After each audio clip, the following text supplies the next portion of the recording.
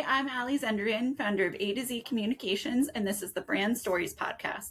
This is where we talk about everything related to marketing, branding, and public relations in general. This week, we're very fortunate to have Colleen Bowler on our podcast. Colleen is the co-founder of C&J Innovations. There, she's created an assessment that financial advisors can give to their clients so that they can better understand each other and be on the same page, as well as understand the client's goals.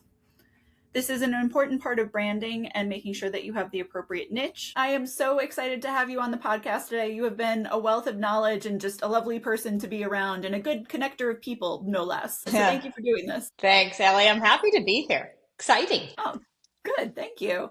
So the first question that I ask everybody on this podcast is, what's their favorite brand and why? I would probably say Nordstrom's is my favorite brand. And why? Because I shop there a lot. And your clothes look beautiful, so obviously you have good taste. I have a shopper. It is a strategic coach. They call it Who Not How, Dan Sullivan, Who Not How. I'm not good at shopping at all. Having someplace that's all in one place, multiple different brands, in a style that I like, it just makes it very easy. And they create an experience. They had pop-up shops. They have all kinds of different things. I think they pay really good attention to their clients. And I know now the Nordstrom's family has bought it back. So, businesses, we were talking when we started, businesses do not run level. They go up and down and they go up and down and they go up and down. And the question is, where are we? Are we like totally freaked out when it goes down? I always used to say to clients, the only thing the market does is go up and down. That's it. That's the only thing you can count on. And I think that's the same for our businesses. And if you think about a kid learning to walk, there's so many times they fall down, yet we think our business is just supposed to go like this and never go up and down. And no one's ever to make mistakes. Otherwise, I like to think of them as mistakes. If we're growing, we are going to make mistakes. So I circle back to the original question. I think Nordstrom's does a good job of up and down on those cycles, and also realizing when there have been mistakes, like going into Canada, when they cut their losses quickly and came back, they realized how the experience they created was not necessarily the same in Canada. So let's just do something about it. Instead of going, I don't want to be shown as a company that failed. Yeah. Right? Yeah. But you're right. I don't know if it's that in business, it seems like it's social media-fied where everything's just perfect and lovely and wonderful. And then obviously nobody tells, by the way, I almost went bankrupt or I lost all my clients. But you're right. It seems like you're not allowed to fail, which is interesting. Yeah. Not allowed to fail. And nobody talks about the really hard part. Being in business, being an entrepreneur is hard. Average income of an entrepreneur in the US and Canada is like fourth. This business isn't easy, right? No. Yeah. Well, not to brag then, but we're above average. So go us. Yay. Go us. Yes. Doesn't that make you feel good for the start of the day? It does. You know what? I really needed that. I'm so glad that we're chatting in the morning. This is great. But in terms of the experience that you're creating, so I feel like you're doing that with C&J Innovations and the assessment that you've created. So for those who might not be familiar with it, what is it and how did you go about developing it? There are 2 quick 5-minute assessments that financial advisors are using with prospects and with clients in their annual review process about mindsets. There's no financial things. I find it interesting. Prospects are supposed to give all this financial information before they walk in the door. I mean, how is trust even started? But having a quick assessment on mindset, where are you now and where do you want to be, in 8 different areas. Like one of the areas is readiness mindset. And for advisors, we know that's emergency fund, but are they ready in case something happens with their job or they have a new opportunity or They want to take a sabbatical, and that requires expenses put away in a reserve. We know that, but their mindset will say, here's where I am now. Maybe it's on a scale of 1 to 12. Maybe they're a 2 and they want to be a 10, or maybe they're an 11 and they want to be a 12. Well, those are two different mindsets. If a prospect is coming in to talk to an advisor, the advisor already has so much knowledge on them right now as to how they can be of value in what their client or prospect is saying about their future. Another mindset that gets a lot of, oh my gosh, I didn't even think about this, is the caring mindset. And that is, not only does somebody know where your estate documents and trusts and wills, or if you even have them, but does somebody know where your passwords are? I had a lot of individual females, widows, divorced, individual by choice. How does somebody know what happens if they get hit by a bus and they're in the hospital? Who has access to all those things that can help them? The password one has been a big one with all the advisors. And the other one that I love in the assessments, I love all of them, or else they wouldn't be there, is partnership. On a scale of 1 to 12, where are you now in partnership with your financial advisor? So if a prospect is coming in and they say they're a 12 out of 12 in partnership, my question as an advisor would say, oh gosh, you said you're a 12 out of 12 with a partnership with your current advisor. Tell me, why is it that you want to be in conversation today? And if they're really in great partnership, say, this meeting's over in 10 minutes, right? Because part of what the assessments do are allow advisors to find the right fit clients. If they're a 1 out of 1, if they have no future, how can the client create value? If they're a 2 and they want to be a 3, know upfront that this client or prospect really doesn't want to go anywhere in this mindset, or maybe in all of them. Now, I will say our averages across all of our data that have been pulled, our average of where they want to be is somewhere around a 10. So advisors are sending these out, prospects and current clients, to people who have a future that is bigger than where they are right now. So that's a good thing to know. It's a great thing to know. And your other question was, how did we start this thing? We started this thing because I was sitting in my workshop. I am a coach on the side for Strategic Coach, have been while I was building my financial planning practice, but also I am a client of Strategic Coach. Anyone who is coaching has to have their butt in the chair, which, how many counselors actually have their own counselor? They're usually working their stuff out on others. Same thing. I want to be coached. If I'm a coach, I want to be coached as well. So I had a firm that I was in the process of selling, and it was a top 1% firm, started at 14,000 first year. Oh, we all said I was way below the average. But I was in the 7-figure area, and my thought process was, if I could figure out a way that made our firm so successful, which was in asking questions, if I could figure out a way to systematize and scale the human side. We have all these wonderful softwares with eMoney and WealthBugs and all these different things on the financial side. But what do we have on the human side? There just wasn't anything. And I was sitting next to Jeannie Hurlburt in my workshop, PhD sociologist, who actually has been spending 25 years at LSU on creating assessments. And I had no idea. There's so many things around language and how you say something, and do you do it a double? I can't even get there. You'd have to have Jeannie on. It's like, okay, fine. I just know that it's done in a way that people feel safe and they feel the questions are asked correctly, and that when they do it, there's also action items with it. So we spent probably 2 years in R&D creating it, because she's like, oh, this is simple. We know how we can do this. And, that goes back to our original thing about having the who's around you. Who is it that can help you create something you want to create? And that's how it's done. So quick 5-minute assessment, 8 mindsets for 45 and under. We all know that as expansion or accumulation.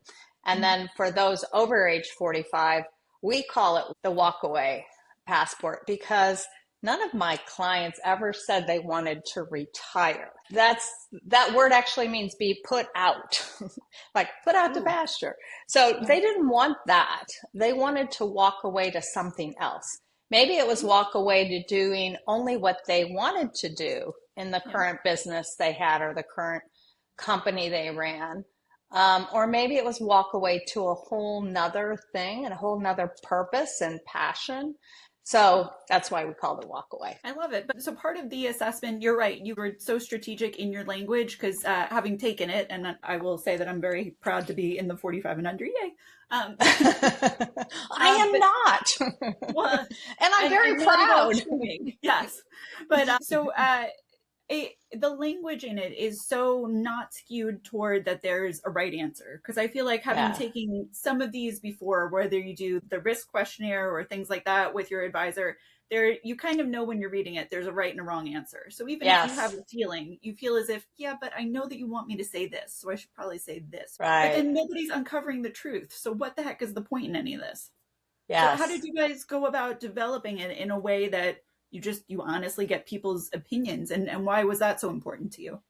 Well, after years of asking those questions to clients and prospects, one of the most important things, and I don't really know how we got to do it because that's all Jeannie's specialty in the sense of the languaging. What I know is when people need something or you should do this, when I hear, I'm not going to mention, but people that are really well known, you have to do it this way, or you need to do it that way, or you should do this.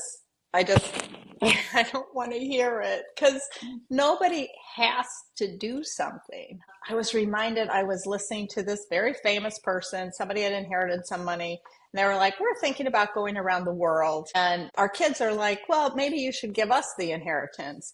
And we just want a confirmation that what we're doing is right. And the expert said, absolutely not. That money was given to you. You should give it to your kids. And I was like screaming into the thing going, no, go on the cruise, because no one knows how that will impact their lives and their beingness with their kids and their nobody has the right answer. It's also why our scale is 1 to 12 instead of 1 to 4, because for most advisors, a right fit client is somebody that wants to grow. And if it's 1 to 4, there's no room to grow. But 1 to 12 gives us room to grow, gives us room. Oh, during COVID, I don't know if you know, the average weight gain was 29 pounds. So one of the mindsets is wellness. Why is that important to an advisor? An advisor I was on the phone with said, I don't really care. And it's like, you really don't care that the client or the prospect is at a 2 and wants to be a 2, not a 10 or you really don't care. If their health is at a 2, let's just talk practical. You can't get life insurance or disability insurance, all those things that help build a foundation. But also, where are you we don't have to solve the problems. It's just good for us to be aware to support them. And that's why all the assessments all have action items. They each have maybe 6 to 9 different action items, which 8 mindsets times 6, even if it's just 6 action items, that's way too many. An advisor can get in there and say, okay, these are the ones that you seem most concerned about. These are the biggest deltas. Is that really true? And they tell you which one of those 3. And then, okay, let's make some progress on the 1. And wellness is an issue. Here, I have like a list of 5 podcasts I listen to for wellness. There's some great ones in there, or a Fitbit, or an Mhm. Aura Ring, or lots of ideas to connect people with it. You don't have to have the solution for them, but putting that in your meeting notes, following up, you said you wanted to walk 7,000 steps a day. How are you doing on that after a couple of months? When we talk about connectedness, when we talk about how are we differentiating ourselves from AI, Yes. that's how we're doing it. Now we're using AI to keep track of everything, Sure. but how are we differentiating ourselves? Well, so it's interesting that you bring all this up because, so as you were mentioning before, and I was reminded on, so I should shout them out, the Modern Financial Advisor podcast. Bob Yeah. Ferris was just interviewed and was talking about that same issue of for any prospect that's showing up to a financial advisor, if you have to bring your tax statements and you're this and you're that, I have no idea who you are. Are you obviously you seem okay and are accredited with XYZ firm, but maybe you're not. I don't know. How do you feel like the future of this business is going to go? Are we going to, steadily skew away from the give me all your financial statements and then I'll tell you how much I'm going to charge you? Are we going to have like a mix of both? Where do you feel the field is going? So I started in the industry just in product sales and AUM, and I developed my firm into a planning firm. So we charged a planning fee, and then if they chose to do products with us, our assets under management, and we managed $500 million. So we probably had 98% of the people that we did planning fees with did their products with us. I believe I never asked anybody to bring their financials or tax returns or anything in to meet with me because we got to figure out if we're a good fit first. And I wouldn't share that information with somebody I don't know. So why am I asking somebody to do that? Let me meet you. And yeah, Allie, so-and-so referred you to me. I'm so excited. And you trust that person.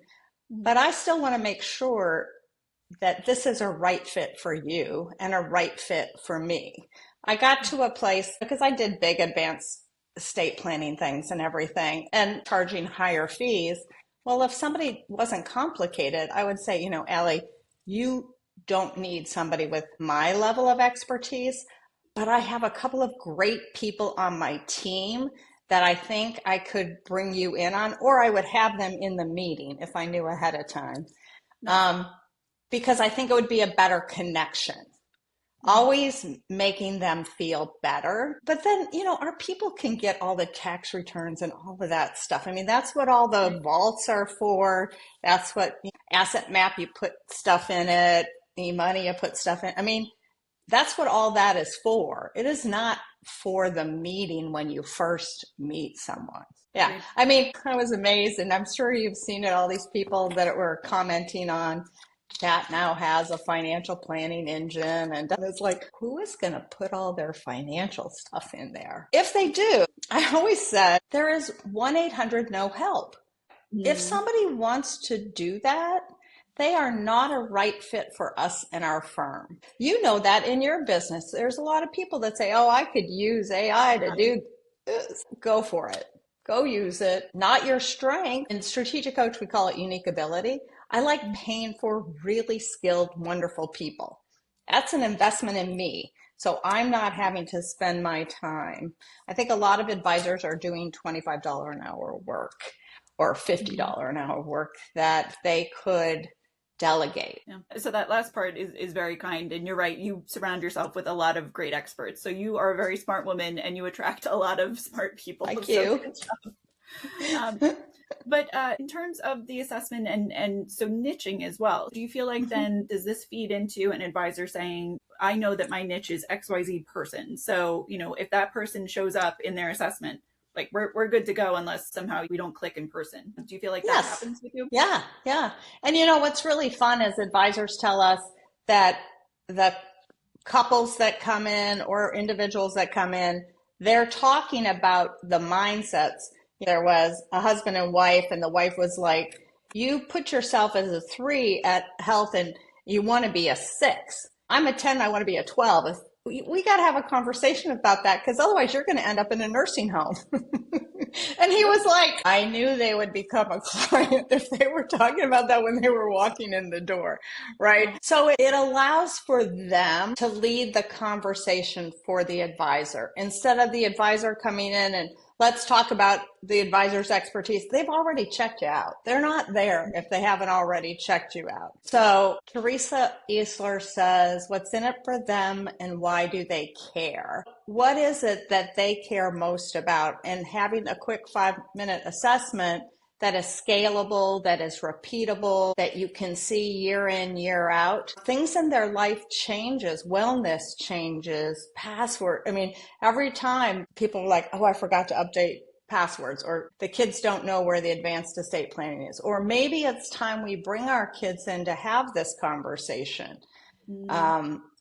Yeah, purpose is important when you go to walk away. What is it that I want to walk towards? Or income. I am getting concerned about where income is coming from. And the advisor can then step into it. So it's a way to open up the conversation before they even walk in the door. Love it. Yeah, it's fun. So for financial advisors who aren't using the assessment thus far, how would you explain, if obviously they should have been listening to this whole thing and gleaning how brilliant it is, but what do you feel like is the elevator pitch for why it makes their practice better or different? It is a way to allow the human side to be scalable and repeatable. That list of questions, it just takes that away. The other thing it really allows is you've got 2 or 3 years of them taking the assessments. You can see where they are now, where they want to be. That is one of what we're finding with our advisors. Instead of return on investment conversation right off the bat, it's return on involvement conversation right off the bat. Yeah, it's a lovely return on involvement, their involvement in their own mindset. So it's all about them. And it makes it that the money fuels their future, and that becomes the conversation first. The other thing is there's a lot of advisors that are needing to or wanting to bring some of their clients to other advisors. And they've got all the financials, but where is all the stuff on the human side? How can they transfer that wisdom, knowledge, and expertise? Easy to do that with the assessments. Yeah, that's very true. Because you're right. As you're saying it, I'm like, would you just go into the CRM and say so-and-so has blah, blah kids and this birthday? But you're right. I mean, that's not giving a holistic view of who they are. That's a very Yes. good point. And the other thing is, I do believe we all need to be concerned about younger advisors coming into the business. And we have all this great technical training, but what do we have in the industry for the human side training? And how do we get them to open up to ask questions when they're still trying to gain their confidence by what they know instead of who they are? And that's important. They've got to get up on what they know. So having the assessments for junior advisors brings them into the conversation quicker and with more authority, more confidence. So if you don't mind, since you kind of opened the door, so for those advisors who are coming into the industry or those relatively new advisors, what would you say are some good ways to, get yourself more comfortable with having those conversations and, getting yourself more in touch with the human side versus just feeling like, technical projections, Monte Carlo, blah, blah. Yeah, I would say using something like the Passport Package, and people can go to thepassportpackage.com and they can take it themselves as a prospect coming into their firm. Getting really comfortable with those questions, I think are good. And whether they use the assessments or not, yes, we want them to use the assessments. We white label them. It's on their website. We make it so simple and easy. So yes, we want them to use it. I don't want to, but they can get used to the questions as well. Well, thank you so much for all of this. And thank you for being that wonderful beacon of sunshine for lots of women, especially in the industry, but everybody really. So thank you for all the great work that you've done. Allie, thank you. And thank you. I feel the exact same about you. I think what you're doing is incredible and really getting a lot of us to the forefront. Well, thank you. Beautiful and intelligent people like you deserve being in the forefront. Thank you. Thank you.